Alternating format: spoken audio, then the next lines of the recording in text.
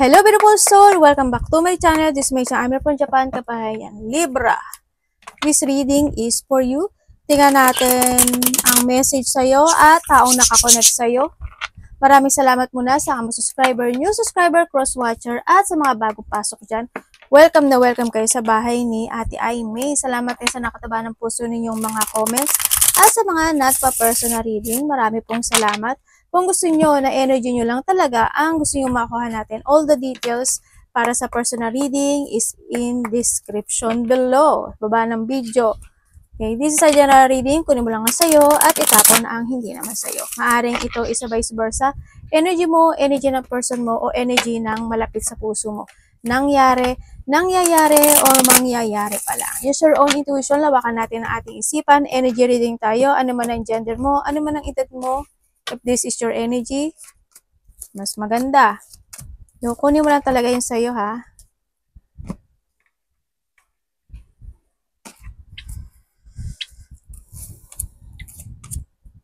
Okay, may bagong parating na tao or may mga bagong sitwasyon sa buhay mo o may mga gagawin ka na sa buhay mo na magkakaroon ka ng peaceful. Maaring may mga rest day, ganyan.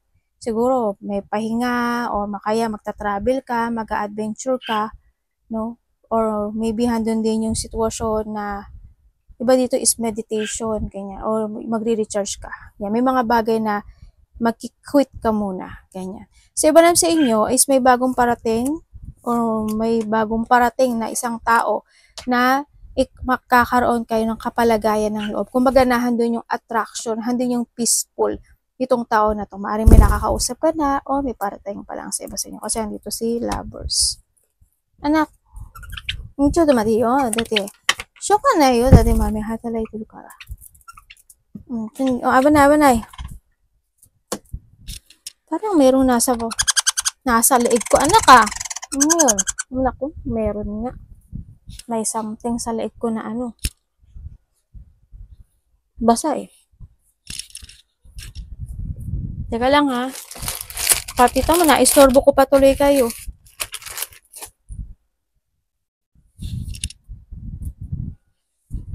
Okay. O, sandali anak, baba mo na. Aalis dyan. Hindi makaan sa namin. Queen of Cups. Libra.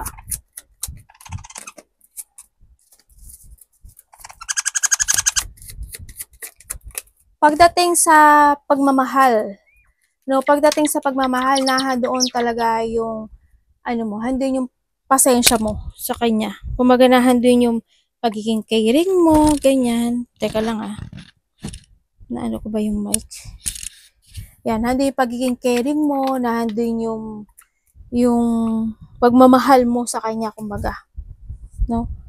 Kumbaga handun yung connection, handun yung temptation, handun yung temptation nyo sa isa't isa, kumbaga, no? Handun yung pinapahalagahan mo siya. Yan, maaring magulang mo, yung mga mahal mo sa buhay, o maaring karelasyon mo ito, no, sa iba sa inyo. Yan, magkakaroon ng, mayroon ako nakikitang union, mayroong partnership, connection, commitment, yan. May mag-open, magkakaroon, may taong gusto ng open communication sa iyo eh. May taong tukso. Ibig sabihin, kung titignan mo dyan, dalawa yung niya, babae.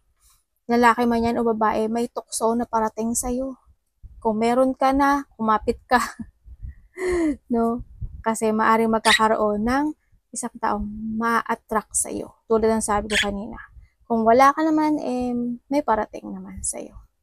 Na itong tao na to is magiging mapagmahal, maaruga, or maaring kilala mo na to, baka ito na yung tao mo. Ipaparamdam niya sa'yo, or ikaw ito ipaparamdam niya sa'yo yung pagmamahal at pagpapahalaga mo sa kanya. Vice versa. Meron tayong Pisces, Cancer, Scorpio, Gemini, and Taurus, Virgo, Capricorn.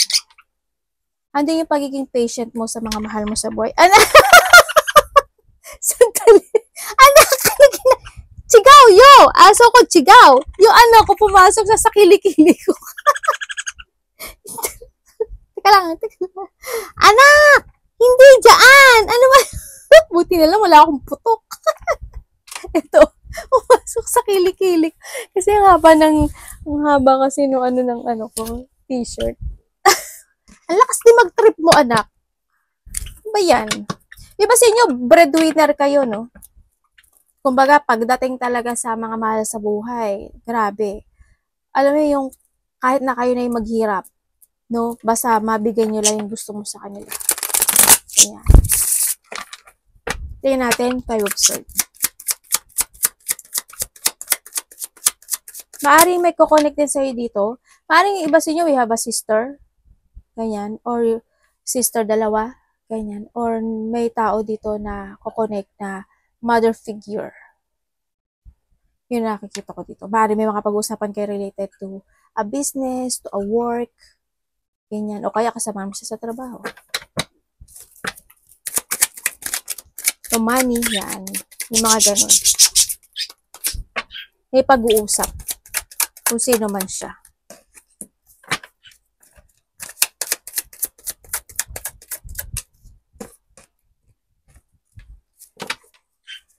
Merong mga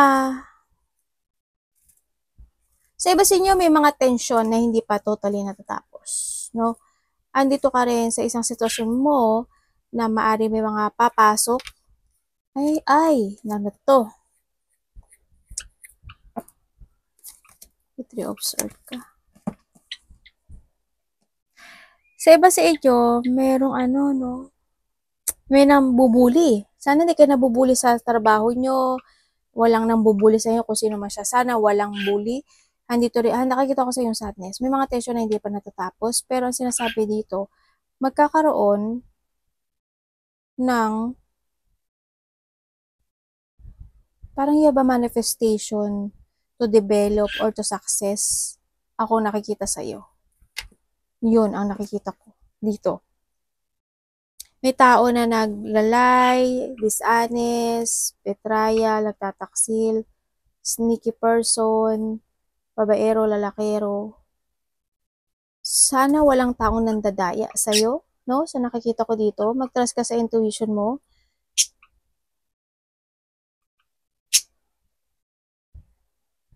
Hindi ko lang din alam kung merong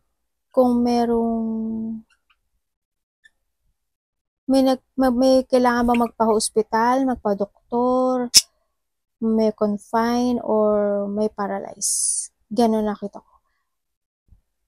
Something loss. Hindi ko alam in what way. Loss of money, loss of job, loss of something. Something loss sa buhay mo. Or hando lang talaga yung emotions, no? Hando lang siguro yung maaaring may tao lang ka na makakausap, na madidisappoint ka sa kanya. May mga unexpected, a blow of emotions happen sa buhay mo. Ganyan. Or maaaring nalilito ka or malilito ka lang. O kaya depression, hope, walang separation, no? Hope. May mga sadness, you feeling lost, feeling yung mga trauma, emotional pain to sa nakita ko dito. Pero sa iba naman sa inyo, siguro andito ka sa sitwasyon mo na, di ba, habang nagsasalita si ate, nagpupunas ako. Kasi may nakita akong pupo sa kamay ko. Okay. Iba sa inyo, andito kayo sa sitwasyon nyo na maari may mga bagay na ang tagal matapos. Halimbawa, ang tagal nyo na nagbabayad ng utang hanggang ngayon, hindi pa rin natatapos. Ang tagal na ng may mga tensyon na hanggang ngayon hindi pa rin nare-resolvehan at nahandon ka na sa sitwasyon mo na nawawalan ka na ng pag-asa about doon sa bagay na yun. May mga ganong sitwasyon. Kuhanin mo lang yung sa'yo doon. May taong cold. Sana walang conflict, ano? Parang nandun yung competition or someone want to compete sa'yo, yung parang lalabanan ka niya or makikipaglaban o makikipag-away sa'yo, parang gano'n. Yung hindi siya magpapatalo. May tao ko nakita gano'n. May mga argument kumbaga may tao rin din na mataas ang ego. Gano'n. The Devil. Ano po ano? May travel kayo?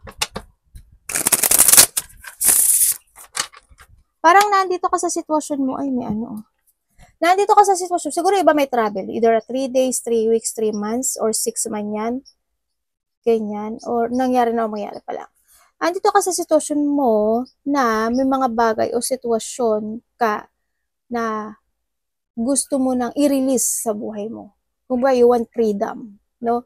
Kumbaga, andun yung sitwasyon na may mga i-move forward ka na plano this time, o kaya andun yung may mga ipaprogress ka this time. Sa nakikita ko dito, may mga sitwasyon na ili-leaving behind mo na, may mga sitwasyon na mag-going forward ka. Kumbaga, andito ka sa sitwasyon mo na mas more kang magiging wiser and strong kasi sa nakita ko to. You try to make it balance yung mga bagay o sitwasyon mo this time. May mga gagawin ka na lang na mga bago sa buhay mo. Sa nakikita ko dito, andito na rin yung paninindigan or magiging very protective ka or defensive sa sarili mo para sa mga taong hindi ayaw sa'yo or sa mga taong ayaw mo. Kumbaga, you protect yourself, no? Dito, sa nakita ko dito. I-release mo daw yung sarili mo sa isang sitwasyon na naging very toxic sa'yo or sa isang sitwasyon na hindi ka nag-growth or kumbaga, andito yung sa iba naman sa inyo is you releasing your limiting belief, ganyan. Andun yung i-reclaim mo yung power mo, magiging very independent ka na this time, ganyan. May mga bagay na you want to explore na this time. As in, may mga action to move on ako na nakikita sa'yo. Merong mga bagay na you want to taking a risk or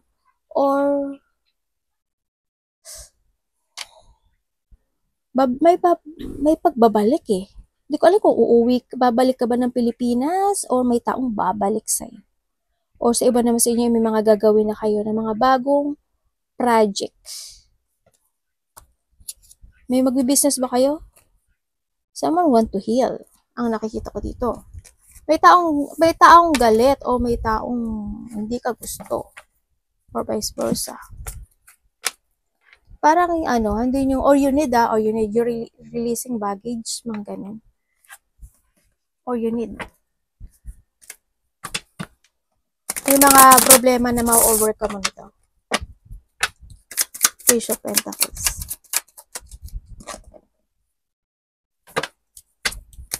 Basta tanda mo, whatever holding you back sa nakaraan, release mo na yun. Alala kung alam mo it's not working to anymore.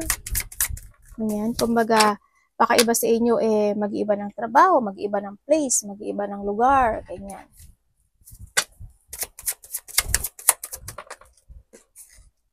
May problema ka sa money?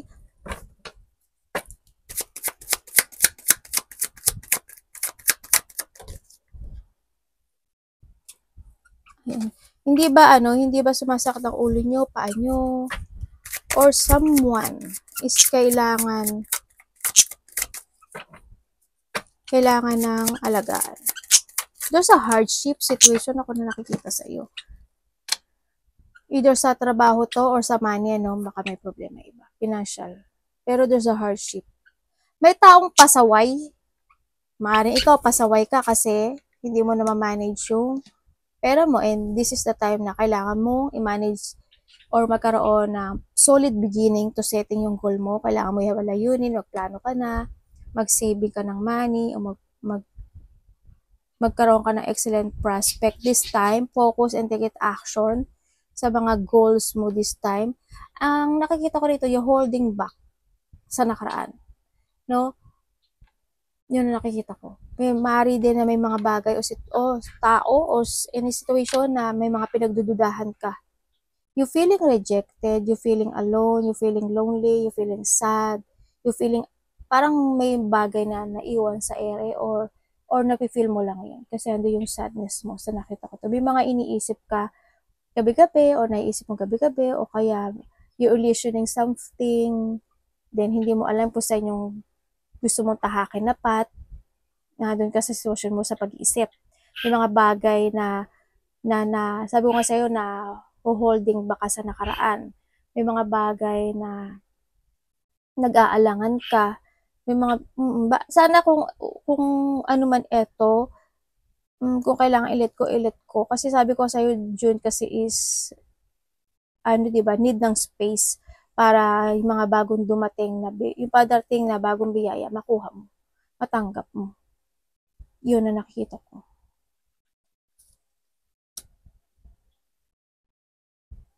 Make a new beginning sa buhay mo, oh. Basta lahat ng ano, may mga bagay na hindi mo pa kaya i-accept sa iba sa'yo this time. Kaya siguro na-hold ka na karaan. Sige natin, taon na ako na kay Libra. May taong immature. Hindi ko alam kung ikaw yung natatakot o may takot o kaba kang nararamdaman. Or someone na nagiging pasaway. Tingnan natin, taon na ako connect kay Libra, maaring ito is a vice versa. Ano ang nararamdaman mo kay Libra? Excuse me, bata. Batang makulit. Taon na ako connect kay Libra, ano ang nararamdaman mo? Kapatid, anak, magulang, karelasyon, kaibigan. Ano ibig mo sabihin?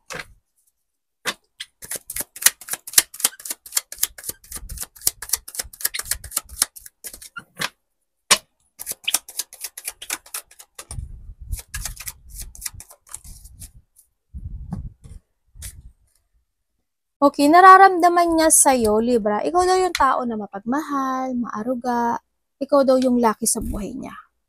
Kumbaga, ikaw yung tao na malakas ang loob. Ikaw yung tao na palaging nag-a-action when it comes sa inyong dalawa.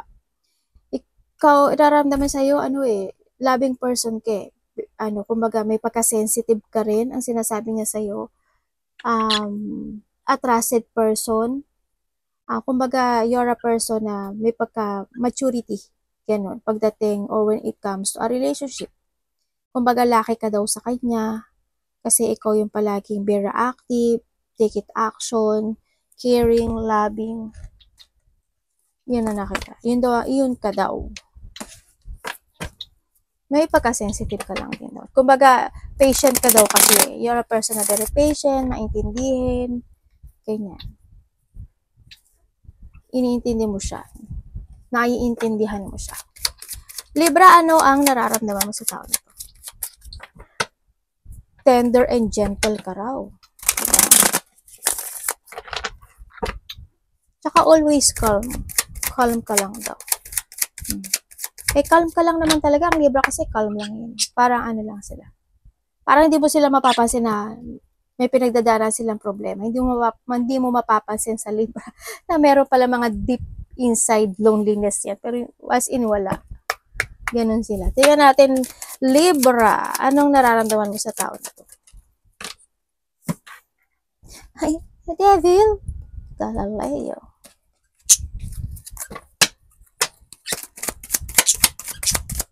Ten of Cups.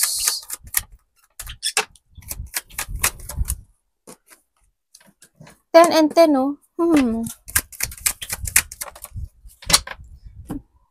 Uy, tingnan mo, oh. 10 and 10. Devil and devil.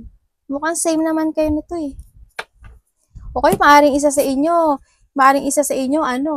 may karelasyon or may family na. Isa din sa inyo is either separated or may mga past situation.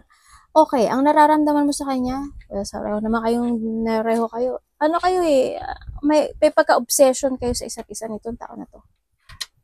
Yan, nararamdaman mo sa kanya, oo, minsan may mga disappointment ka nararamdaman sa kanya, pero handun yung happiness. Handun yung nararamdaman mo sa napakalabing niya.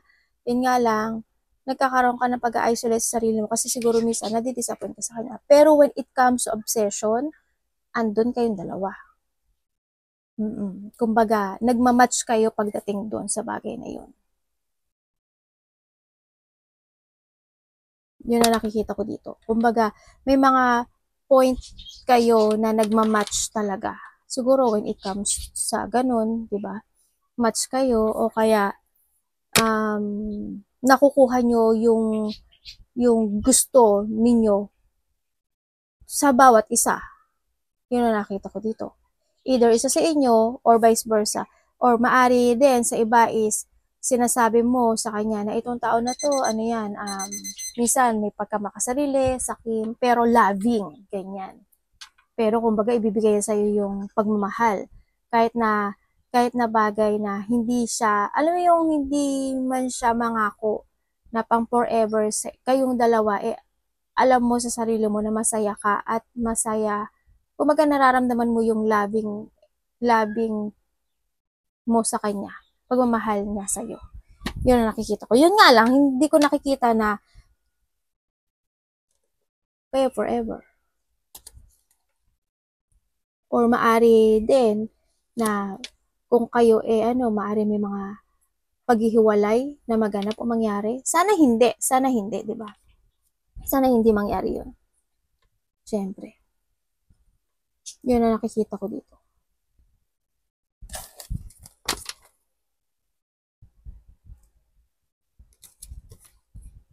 Tingnan natin ang intention niya sa'yo.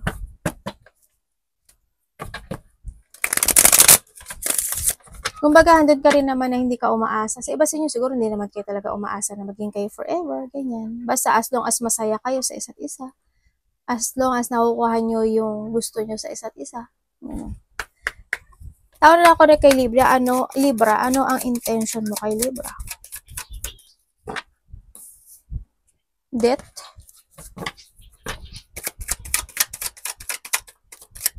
Ano ibig mo sabihin?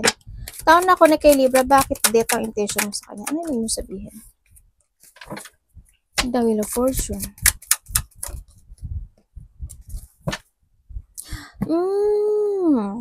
Okay. Intention niya sa'yo, alam mo, hindi niya rin alam. Hindi niya alam. Pero marami siyang gustong maganap o mangyari sa inyong dalawa. Kumbaga, nahandle siya sa sitwasyon niya na to. Ang intention niya sa'yo, parang lang siya, bahala na kung ano ibibigay ng universe sa amin dalawa. Kumbaga, kung kami talaga. Ganyan. Kumbaga, marami siyang naiisip. Kumbaga, siya sa agos ng cycle ng buhay na meron kayo. Ganyan. Sa nakita ko, kung magkasama kayo nito, sa iba naman sa inyo, kung kayo is magkahiwalay nitong tao na to, itong tao na to is maaring nasa ibang direction na siya. Pero, nahandun siya sa situation na they feeling stuck, on and off yung action niya. Gusto niya makapag-ayos o gusto niya connect sa'yo, pero naguguluhan siya this time. Nahandun yung pag-daydreaming nito, pagpapantasizing niya sa'yo. Lalo na kung nahandun talaga yung obsessions in this relationship, no? Kaya, ang nakikita ko dito, intention niya sa'yo is to connect sa'yo. At muling simulan yung cycle na yung dalawa. Yun nga lang, stuck siya. Yun ang nakita ko sa kanya. Nagkakaroon siya ng pag-iisip dito to connect sa'yo. Or maaring nagkakaroon siya ng option sa buhay niya. Ganyan. Namimiss ka niya, naaalala ka niya. Yun ang nakikita ko dito. Nagkakaroon siya ng reminiscing the past situation ninyong dalawa. Tingnan natin ang behavior and action niya sa'yo. Taon ako na kay Libra, ano ang behavior and action niya sa'yo?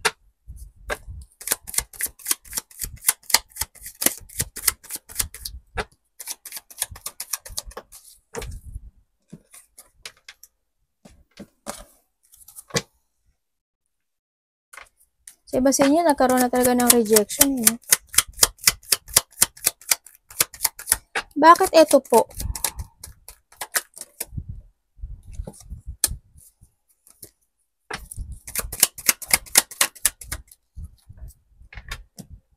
Behavior ng action niya sa'yo, sa nakikita ko with the 10-10, kung kayo is nagkahiwalay nitong tao na to, gusto niya ng peace sa'yo.